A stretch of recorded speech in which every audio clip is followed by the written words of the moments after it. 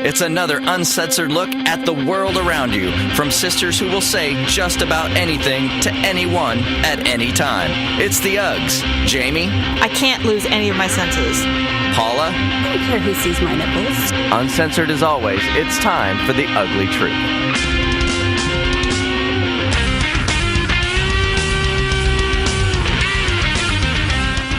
Welcome to The Ugly Truth, episode 307. Ugh!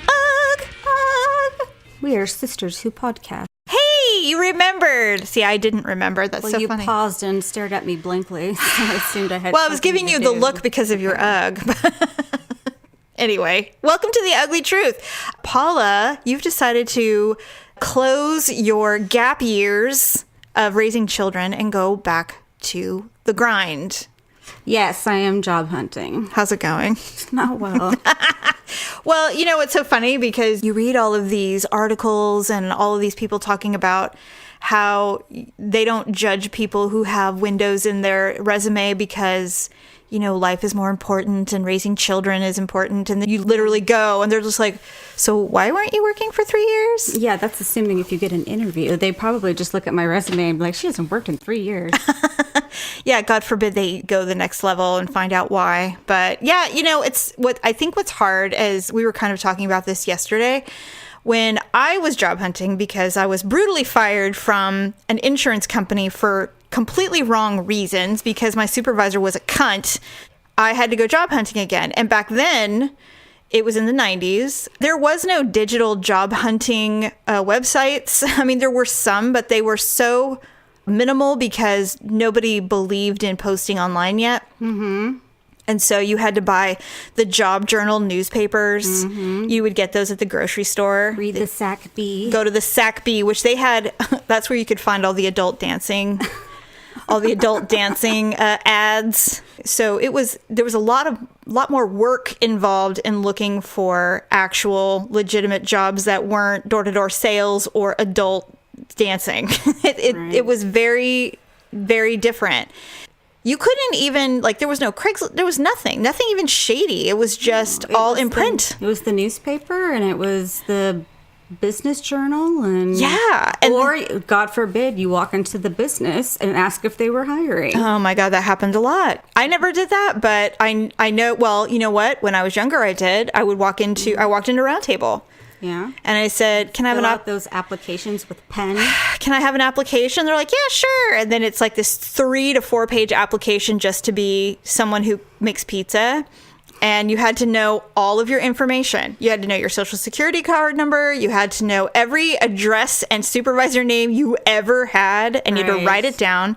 And I remember people would come in with a resume and they would just staple it to the application. And the person would give it back and say, no, you have to fill out the whole application. I know. I had people try and pull that trick on me before. Right. They're like, oh, so you're lazy. Get it? Mm-hmm. So now everything is digital. The problem is that you can't really discern because they're so good at masking what the real job is with lingo. You know, outside sales could mean anything from cold calling from the phone book to literally door-to-door sales. Yeah. You never know what you're going to get. And so I've always avoided those ads. And the other thing is you see this really promising position. You're like, oh my God, this is perfect. And then you realize, oh, there's EOE laws and they just have to post the job even though it's already been filled for 3 months. Probably, yeah. I mean, you would know. You were in HR. I mean, yeah, there were some companies I worked for where we're just like, well, we still have to post it for at least 5 days, but you pretty much have the job. I've heard of companies where they filled the position, but to satisfy the laws, they would post the job in like Raleigh, North Carolina, in the back pages of their community newsletter, just to say they posted the ad. And sure enough, someone would apply for it. From Raleigh, North Carolina. You'd have to interview them if they qualified. Right. So anyway, I feel like it's even harder to find jobs digitally. Because when in the old days, you would print out your resume on your dot matrix printer and you would go out and you would drop them off. I don't know how much money I spent on printer paper, envelopes, the amount of cover letters I wrote. I just stopped doing cover letters. Nobody reads them. I was looking at jobs. I was helping you job search the other day, and I was like, it's amazing to me how many companies require a cover letter. I was shocked. I was really surprised. Well, if they do require it, then I'll write something. Well, of course. You know. They're like, if you don't supply a cover letter, you will not be considered for this position. And I was like, well. Yeah, you know, it seems like since I've been job hunting this last couple of weeks, that we're coming full circle to where companies want sometimes cover letters. They want you to have, your bachelor's degree, and they want you to have 10 years of experience. They don't exist. They want you to have your SPHR California, which is a certification for HR. Oh. But it's a senior certification anyways. It's dumb, but it's not dumb. Actually, it's really good if you have it. And so obviously I don't have those things. And so I'm thinking, well, I don't have a chance in hell of basically getting a job unless, these people, these wonderful HR people out there are unemployed and they're going to snatch up these jobs. But the thing is if those esteemed qualified applicants are running around unemployed, what chance does anybody else have of getting anything? Well, that's kind of what I'm thinking. Yeah. And then I have people such as yourself and other people say, well, why don't you just go back to school and, learn something new? I'm like, yeah, I'm only 40. A lot of people do that, though. A lot of people go back and learn a new skill. When I was at a vocational school, I was 20, and I had dropped out of college because I hated it. And I regret it a bit simply because I was one semester away from a degree. And now it's been too long, so if I wanted to go back, none of that applies. Right? No, it's not transferable anymore. So it is a regret I've always had, because it would have been nice just to say it was completed and I could move on with my life. But I was young and stupid and I didn't give a crap. So I think about that now and I'm like, damn, but I would go back if there was something I really wanted to do. But when I went to the vocational school at 20, I would say half of the people that were in there were our parents' age, relearning a new skill, because their jobs were either obsolete or they had been injured and had been out of work for a year. And they're like, well, I can't go back to that job. It's been too long. So now I have to learn something new. Right. And they were doing, back then it was, computers and stuff. So it's not unheard of. That's what vocational schools were traditionally for. You learn a new skill. I mean, I don't think there's anything wrong with that personally. I would do it now. I mean, I read the job descriptions, and it's exactly what I've done for the past, your whole working 13 life. years. Right. It's not like I was making trinkets and suddenly it's, being done by computer. Right. But it's just, I really think it's the gap, and I think it's, not having the degree and, but I think you're going to find your place. It's just, I mean, honestly, Paula, you've been looking probably for a total of 10 days. I mean, you've only started to get serious. I'm antsy. I don't have patience. Well, here's the other thing. You and I are not accustomed to not getting our way instantly.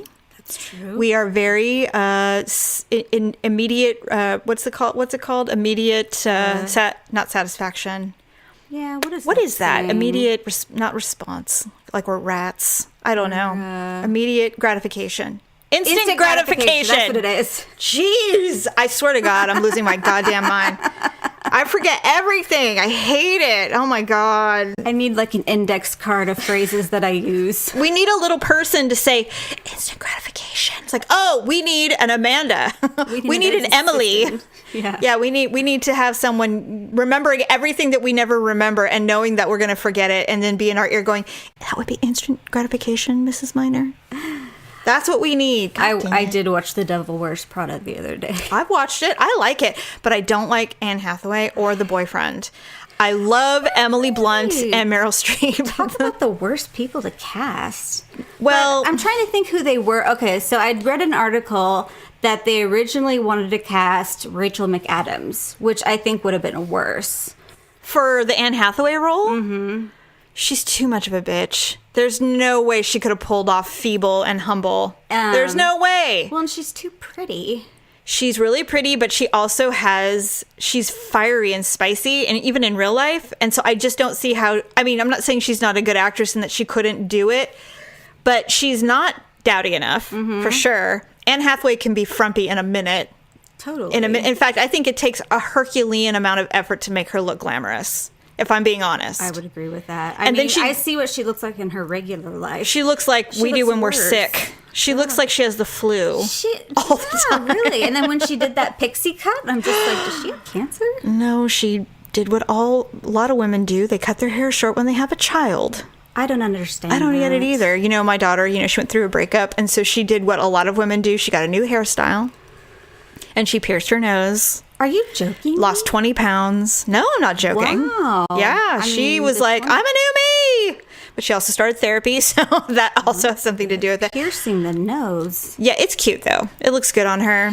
I don't know. I'd be afraid I'd rub my nose and like stab my. She did. She did. I go, don't you feel like you have a booger in your nose like all the time? Because, it's cute on the outside, but on the inside's the stud, you know?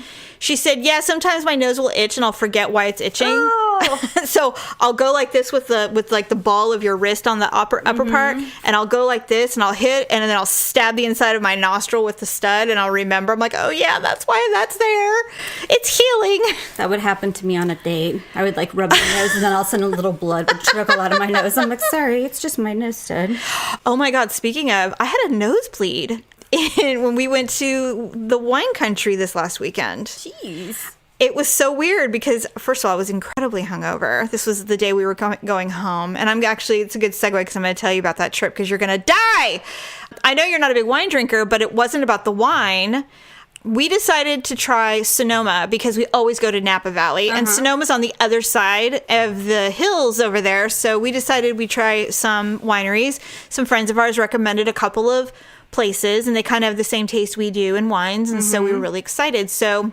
Is there a big difference between, like, it's like the Crips? wine? It's like the Crips and the Bloods, man. Sonoma thinks they're better. Napa is known for their cab, but it's a bit diluted. We're the original. This is how cabs were originally supposed to be, is what they'll say. Oh. I don't fight it because I didn't grow up there, and I don't grow wine, so I don't really care. And if you believe it, then you are in the right place for sure. Right. So we had never been to Sonoma for tasting, and so we went up on a Saturday. First thing, we wanted to do some appointments so we could get like a tour of the wines and stuff like that.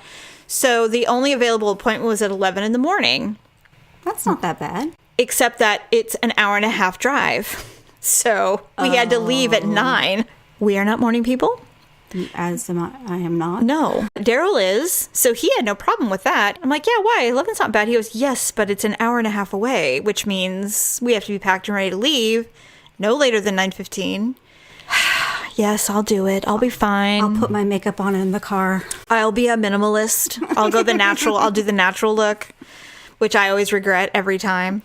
So anyway, because if you take pictures, you look pasty white. I look like ill. Like, why aren't you wearing any makeup that day? Where are your eyes? Yeah. How come you weren't wearing any lips? What's going on with that? So we get to the place, and it's really nice. And so the tour takes place at the owner's home because he is surrounded by his vines. His vineyard is up there.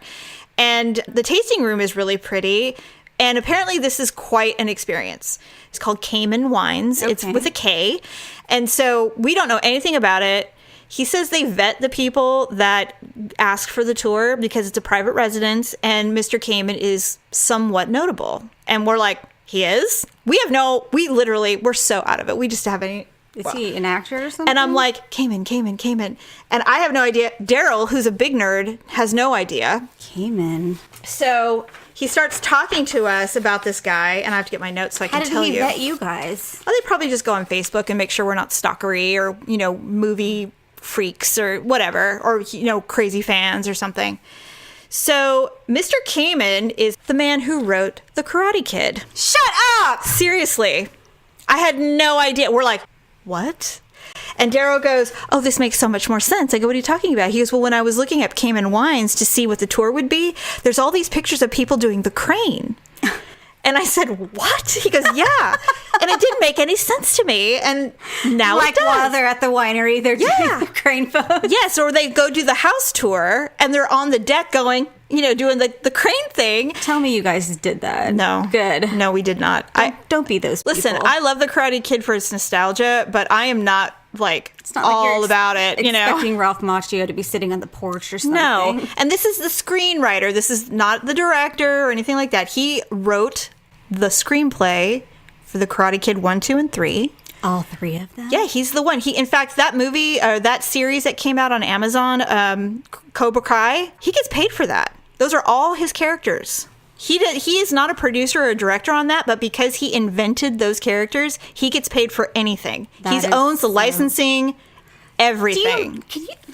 The royalties he must get. Oh my God. They play the Karate Kid every weekend. Every weekend. And it's on every pay-per-view type, Netflix type thing. Every holiday they have the 3 movies back to back.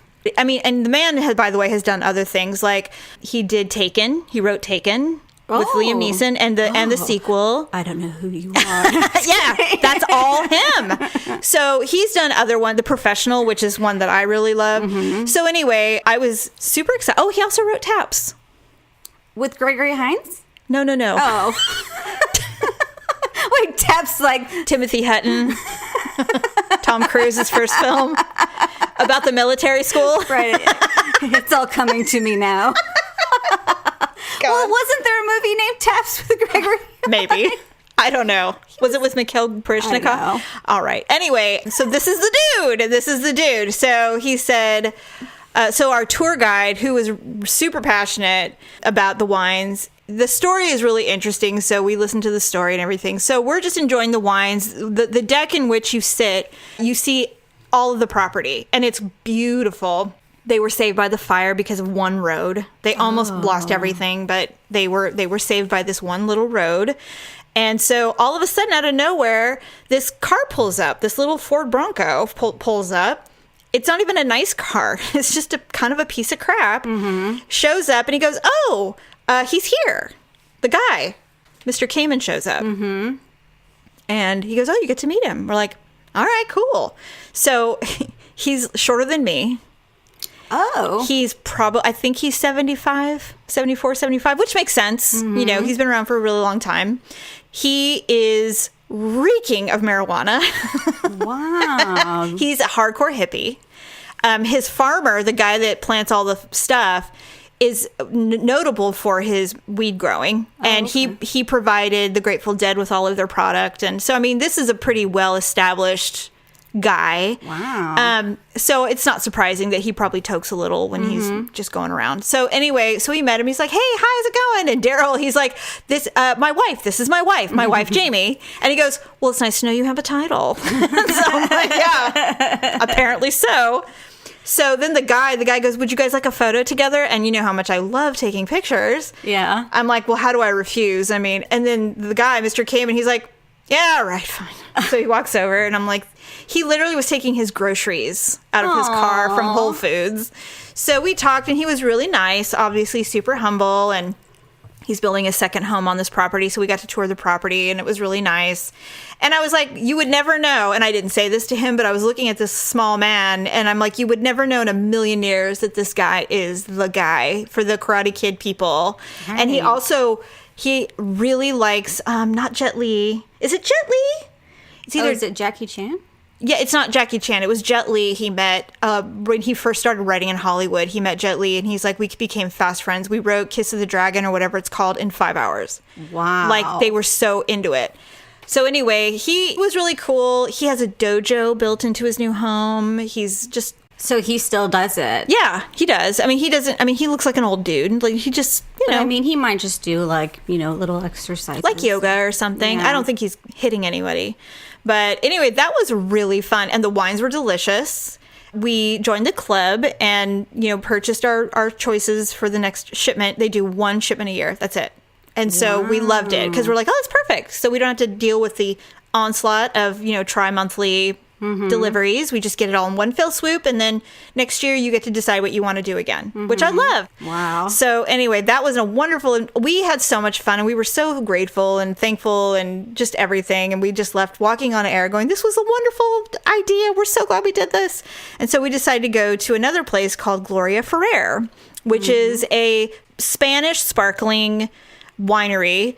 It is not exclusive. I'll just put it to you that way. There are some wineries in the region that you really don't need an appointment. You can just show up, drink some swill, and be on your merry way. Dog friendly, I don't know. It's just one of those types of places. I don't like those places. I don't either. So we had made a reservation there to do an elevated tasting, which is a little more exclusive. And we thought, we knew what Gloria Ferrer was. So we thought if we do an elevated tasting, maybe we won't have to sit with the unwashed masses. And maybe we'll just get to do something separate.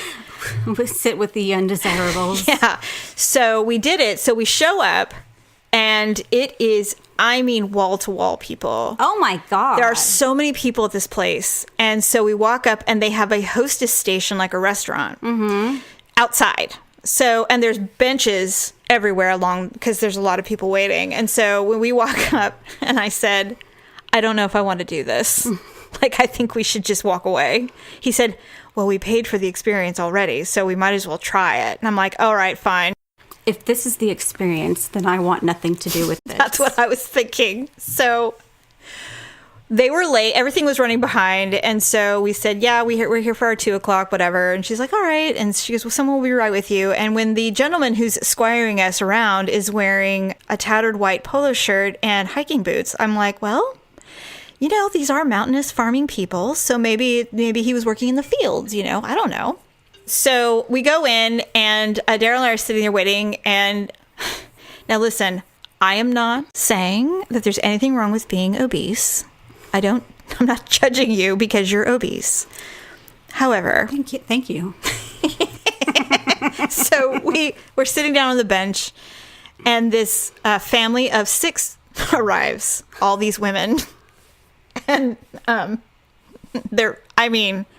if one was 300, that would have been a good day for her. Oh my God. They were really large. And on top of it, they were really tall. What? Tall and large. So it looked really large. You know what I mean? Were there cameras, like TLC cameras? No. So I'm detail oriented, so I noticed the small things, right? So how did you notice them?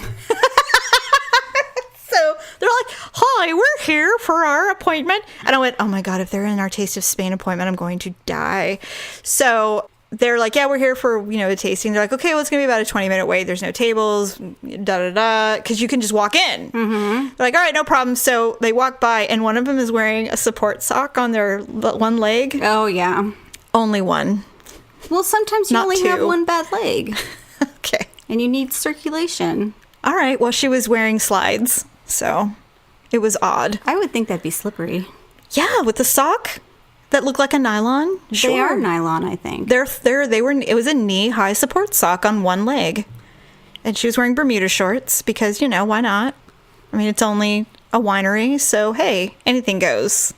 Are you supposed to dress up when you go? Well, you should look nice. Okay. You don't have to look. You don't want to show up in cutoffs and stuff. But this is a place that allows dogs, so I guess you could probably just do whatever you want. The McDonald's of wineries. I don't know. I mean, I was really disappointed because we have some friends that love it there. They love it there. And we have a sparkling place that we love, and it's nothing like this. So I expected it would be a lot like the place we like to go, because these people that we enjoy their taste in wines, we figured, oh, this is probably the same. It is not the same. They must go during another time or something, because this place was just so crowded. So crowded. So I get up and I'm like, I'm going to go to the bathroom because I have to pee. And he's like, okay. I said, if they call us, just let me know. I'll be right out. So I said, I'm pretty sure this is going to be like a restaurant bathroom. So I'm sure there's like 100 stalls. So I'll be in and out, no problem. So I walk and I go to open up the door, and the tattered white polo shirt man opens the door, and people in wheelchairs come out. And How many? 2. Oh, okay. So I'm standing there waiting, and they were also very large people. And so I had to back up and let them out. And one had their leg elevated. So I turn and I look at Daryl, and he's like, don't. He mouths to me. He's like, just don't. Because I'm sure I have a face like, you've got to be kidding me. Where are we? What is this?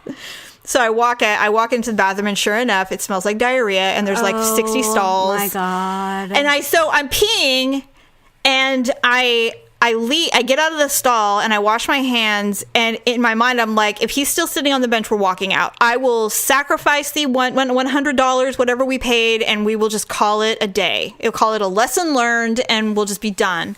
So I come out, and we're being seated in a private room, but it's all glass, so you can see everything out. And I'm like, oh, well, it's quiet. It doesn't smell gross. It's nice, I'm like, okay. And everything's set up really beautifully. And I said, maybe I just had a bad attitude and we just need to just deal. So we sit down and I'm like, this is really nice. He goes, yeah, this is great. So our host comes in and I was trying to explain to you what she looked like. She looked like the lady in Sex and the City when Carrie is interviewing assistants in the movie. And she's at the coffee place and she goes through all the people. And she's like, you seem a bit drunk, Candy. That one, yeah. Okay, that's exactly what she looked like. And I was like, really? I thought maybe that was the actress, but it's not. So she comes in. She sits down in front of us on a chair with her legs completely splayed open like a man. Oh, my God. She's wearing a pantsuit. And she's like, hey, so have you ever been here before? We're like, no. I'm like, no. And she's like, all right. She's like, well, and I go, are we the only ones in this event? And she's like, yeah, you're the only ones. You're my last appointment of the day. She's super, harsh, tactless. Right, gruff. And I said, all right. And I'm like, oh, God, I'm just like, I really need to get my mind right because I think I'm reading into everything because I really don't want to be here. So then she looks at me, and I wish we had a camera so I could show you people who are listening what she did, but you'll get an idea. She goes, all right. And she looked right in my eyes and snorted her nose really loud. And I was like, taken aback. Did you look at Daryl? I couldn't because she was looking at me and I didn't want to make a scene. So then she did it again. And so I finally get a glance at Daryl and he's all, he's like, he just did that weird eye blink. I don't know what to say here. So at some point she goes, oh, well, I'll be right back. I forgot something. I'll be right back. And I was like, oh, thank God. So she leaves and Daryl goes, look, I don't want to leave you, but I really have to go to the bathroom. And I said, all right, fine, great, thanks. Leave me with Samantha. Smell you later. God. So he walks out and she comes in. He goes, what's the matter with him?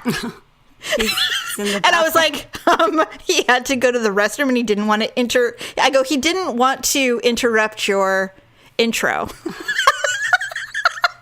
And she's like, oh, all right. I mean, this is who she was the whole time. So we went through the whole thing and talked about the fire a little bit. And, she started to warm up to us a bit, but she seemed hostile for a lot of it.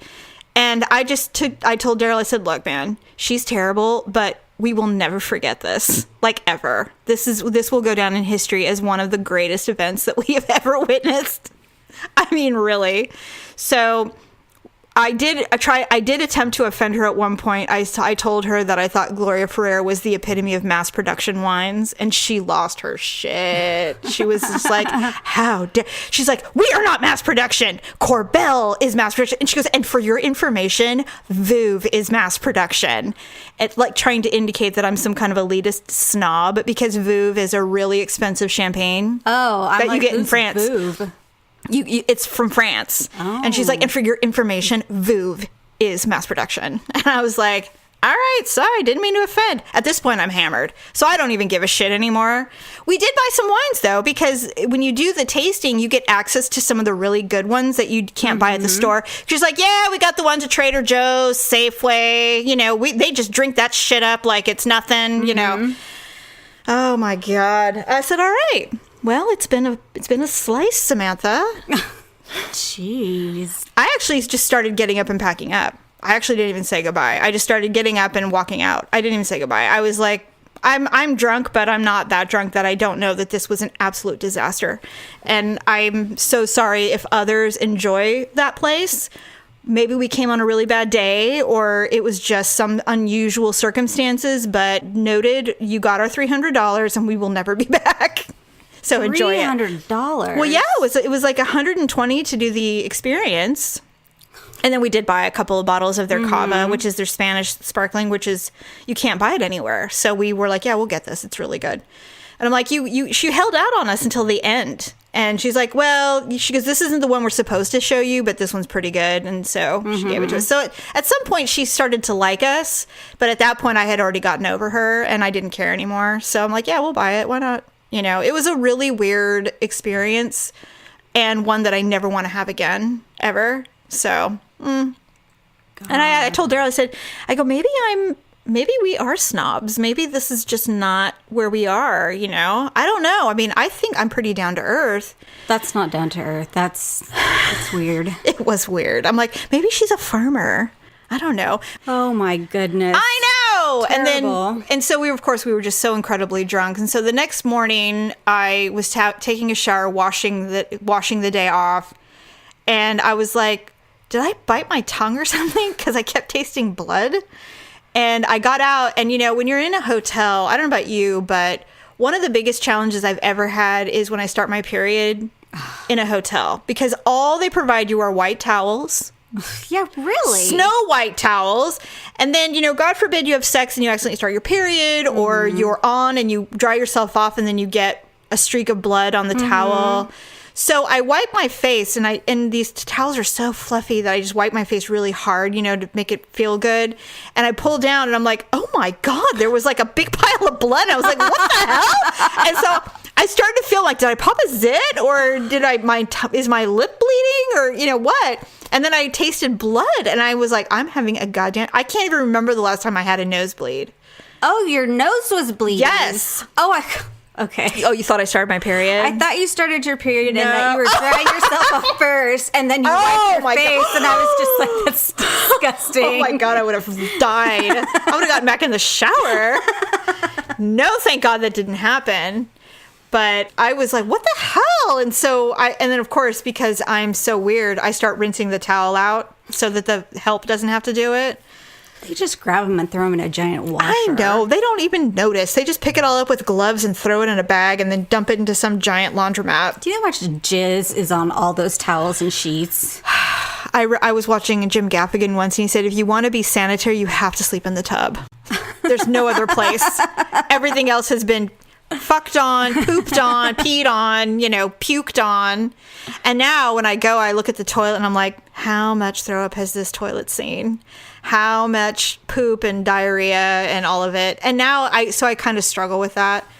Even the robes, you know, I mean, there's nothing. And then when I read that thing that they said that the blow dryers in hotel rooms are one of the dirtiest things in a hotel. Blow dryers? Yes, there's so much fecal matter on blow dryers. Who poops on a blow dryer? I think they poop and wipe their butt and then immediately go and blow dry their hair is what I think. Wow. After a shower or something. You pass by the sink to get to the blow dryer. Is there anything worse than pooping when you've just gotten out of the shower? When you're wet? Yeah, it's the worst. Sliding all over the I hate it. I feel so dirty. I feel like I'm in an outhouse. You know what I hate is when you take like a really hot shower and then you get out and you're trying to get dressed for the day. Trying to put your bra on. It's like fighting with someone. And you know what? Whenever I do that, I go, did I gain weight in a minute? Like suddenly I can't put on my bra. It's so tight. It's like my body is still so tacky and it takes like an hour to dry. And you have to rip your skin to twist the bra around. And it won't twist. It'll just keep stuck in the same It'll just be like, position. Nope, going nowhere. So I'm like...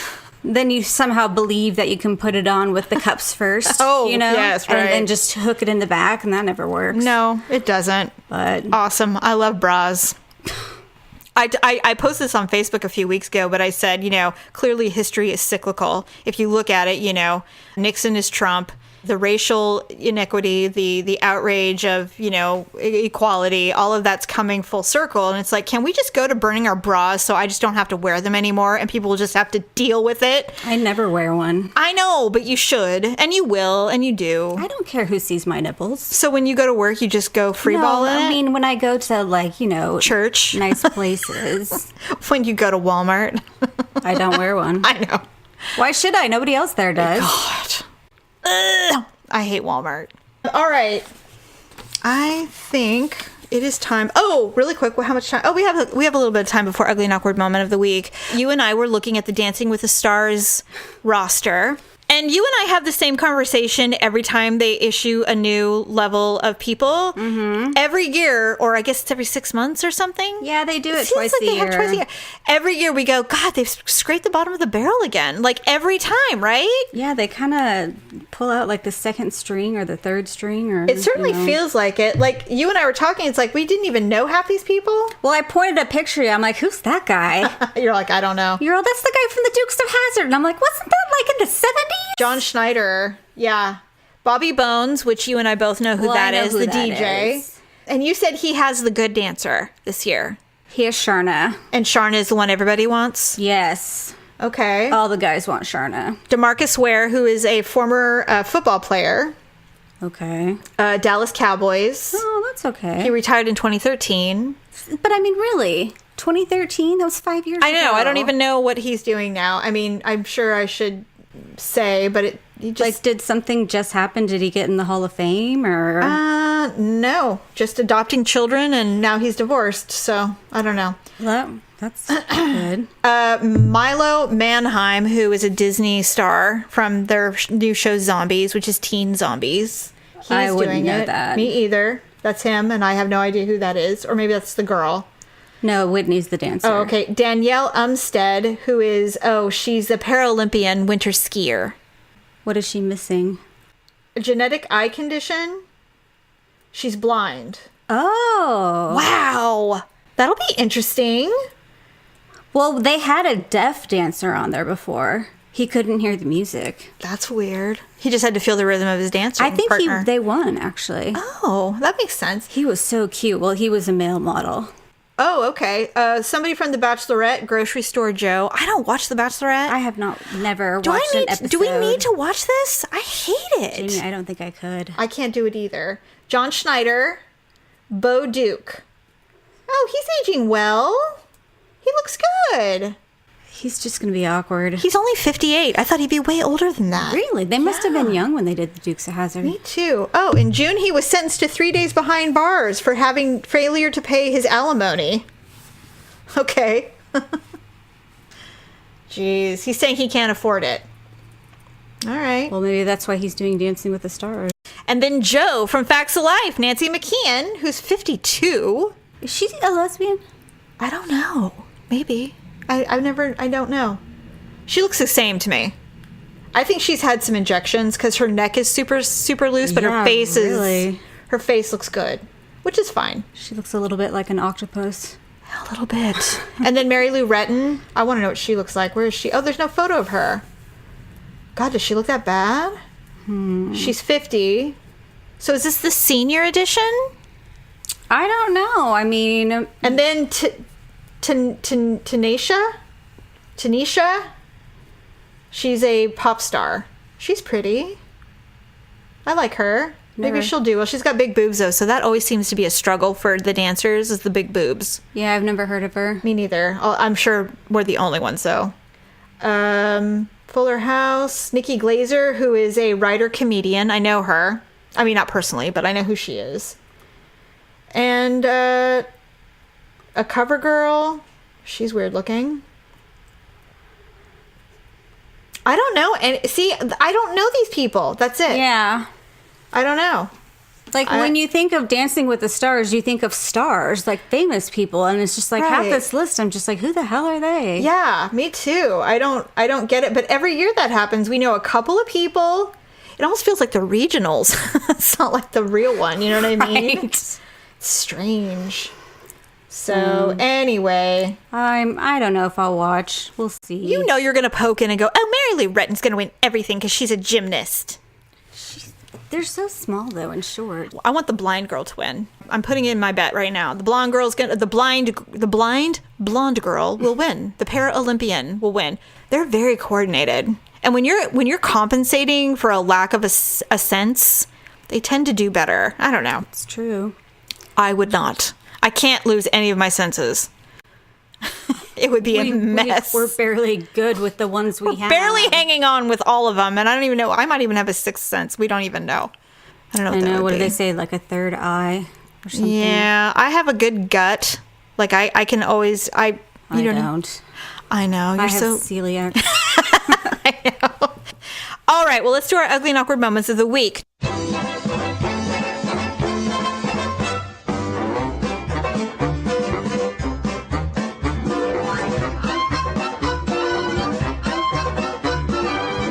Do you have one? I do have one. Let's go. So I was at the gas station, and you know how I don't know the magic behind filling up a gas station with gas. You know, like the big trucks, and they fill up the holes and... Oh, and the bottom, the tanks? Yeah. Yes. Well, if you ever look at a gas station, you'll see like the big circles like all over the floor. Yeah, Like that.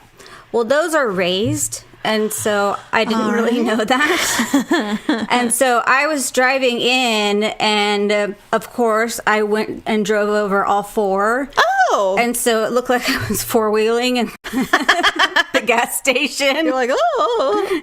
And I'm like, whoa, what's going on? And so not everyone, but people in the gas station that were getting gas were like looking at me like, Did you drive over every curve? Like, what is she doing? Are you aiming for those? I don't know. I found them somehow, of course. Of course you will. And so no doubt. I was thankful nobody was in the car. Well, they would have been like, wait. Well, a kid would have been like, wait, do that again, Mom. Yeah. That's how they do Olivia even went like, whoa. She's so funny. Yeah. All right. Well, mine is similarly low key. So we went to this really nice winery, Cayman, and when we came back from the tour, they have a tasting room. So they'll say, if you want to revisit anything, now's the time, and if you want to join the club or whatever, now's the time. So he had us compare two vintages of the same wine. They're like, you can tell the difference between this one and this year. We're like, okay, cool.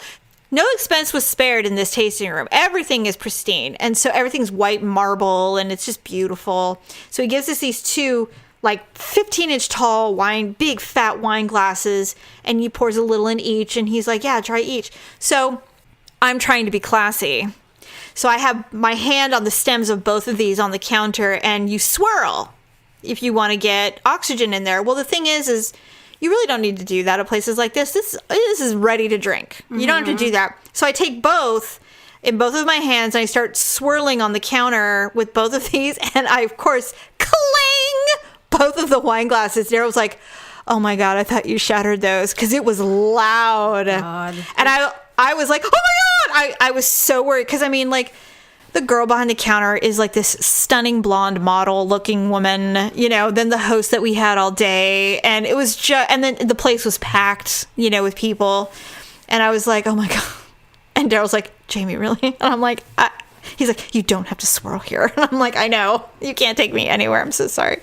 No cracks, no nothing. Thank God. I just glugged them down and went, thank you, good night. He just walked out. It was awful. It was just so loud, but Crystal tends to do that, so. Yeah, it wasn't your cheapo wine glass. It was not the kind you can take to go.